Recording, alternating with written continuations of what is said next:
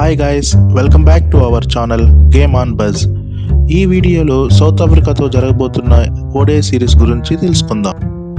So వీడియోలోకి వచ్చేస్తే India ఓడే స్క్వాడ్లో పెద్ద చేంజెస్ అయితే మాత్రం జరిగాయి. రుతురాజ్ గైక్వాడ్ కమ్బ్యాక్, అలాగే కెప్టెన్సీ షిఫ్ట్ అండ్ ఇంజురీస్, ఇంకా యంగ్ టాలెంట్కి మ్యాసివ్ ఛాన్సెస్ అయితే వచ్చాయి. ఈ స్క్వాడ్ అయితే మాత్రం ఇండియా ఫ్యూచర్ని డిసైడ్ చేస్తుంది. So let's break it down. Ruturaj Gaikwad almost 2 years తర్వాత అయితే కంబ్యాక్ ఇచ్చాడు. సో ఇది మాత్రం ఫ్యాన్స్కి ఒక మంచి సెలబ్రేషన్ అని చెప్పుకోవచ్చు. అండ్ శుభ్మాన్ గిల్ అన్అవైలబిలిటీలో ఉన్నాడు కాబట్టి తన స్థానంలో opening and also plus middle ఆర్డర్లో కూడా రుతురాజ్ గైక్వాడ్ సెట్ అవుతాడు. సో నెక్స్ట్ ఇక కెప్టెన్సీ అప్డేట్కి వచ్చేస్తే ఇండియా ఓడే స్క్వాడ్కి కేఎల్ రాహుల్ కెప్టెన్గా అపాయింట్ అయ్యాడు. రోహిత్ శర్మకి కెప్టెన్సీ వర్క్లోడ్ దూరం చేసి ఇప్పుడు ఆయన ఫుల్గా బ్యాటింగ్ అండ్ ఫీల్డింగ్ మీదే కాన్సన్ట్రేషన్ అయితే చేస్తున్నాడు. వర్క్లోడ్ మేనేజ్మెంట్ కోసం ఇండియా అయితే 2 బిగ్ బౌలర్స్కి మాత్రం రెస్ట్ ఇచ్చింది. ఎందుకంటే వీళ్ళిద్దరూ బుమ్రా అండ్ సిరాజ్ కంటిన్యూస్గా మ్యాచెస్ ఆడడం వల్ల వర్క్లోడ్ ఎక్కువ అవుతుందనేసి రెస్ట్ ఇచ్చారు. అయినా సరే ఇప్పుడు వరల్డ్ క్రికెట్లో మస్ట్ అండ్ షుడ్ అయిపోయింది workload management.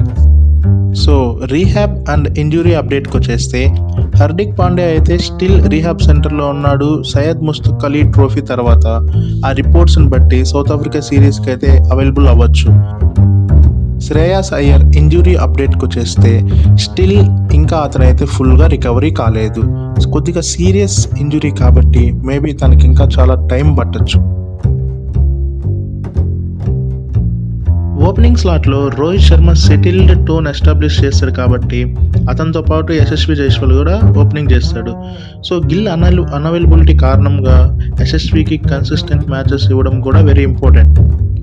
So next down మన కింగ్ కోహ్లీ అయితే వస్తాడు. సో అతని గురించి అందరికి తెలిసిందే, మ్యాచ్ మొత్తాన్ని యాంకరింగ్ చేసి విన్ అయ్యే వరకు ఆగడు. తర్వాత వికెట్ కీపర్ ఆప్షన్కి వచ్చేస్తే కేఎల్ రాహుల్ అయితే captain plus wicket keeper and also Rishabh Pant అయితే కూడా కంబ్యాక్ ఇచ్చాడు ఈ సిరీస్లో.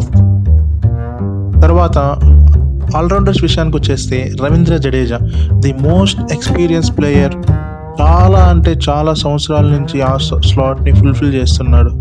సో తర్వాత చూసుకున్నామంటే Washington Sundar with spin plus batter and also Nitish Reddy would be a X factor for our team. Next bowling attack చూసుకున్నామంటే హర్షిత్ రాణా, ప్రసిద్ధ్ కృష్ణ, హర్షదీప్ సింగ్, కుల్దీప్ యాదవ్.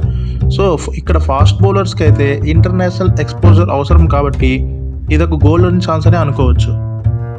సో ఫైనల్గా చెప్పాలంటే ఈ India ODI squad experience plus youth మిక్స్తో వచ్చింది. ఇంజురీస్ వల్ల కొత్త వాళ్ళకైతే డోర్ ఓపెన్ అయింది, కానీ అది పర్మనెంట్ అవుద్దా అంటే పర్ఫార్మెన్స్ మీద డిపెండ్ అయి ఉంటుంది. సో ఇప్పుడు ఈ క్వశ్చన్ ఏంటి అంటే new generation Indian cricket team ఎలా ఉండబోతుంది అని. సో మీ ఒపీనియన్ కామెంట్స్లో రాయండి. And if you love cricket analysis, subscribe to my channel.